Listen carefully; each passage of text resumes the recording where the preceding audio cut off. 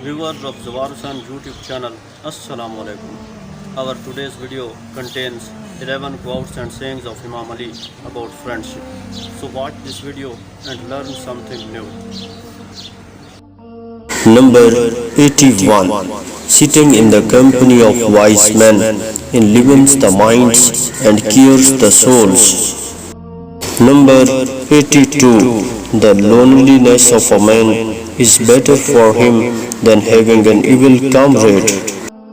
Number 83. By establishing ties for the sake of Allah, brotherhood becomes fruitful. Number 84.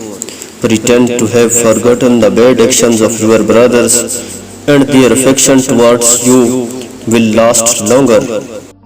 Number 85. One who fraternizes for the sake of Allah gains.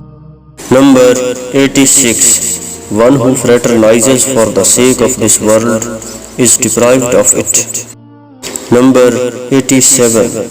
One who has no brothers has no kin.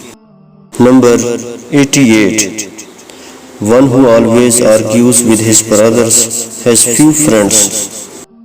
Number 89. It is from weak personal judgment to break ties with one's brothers.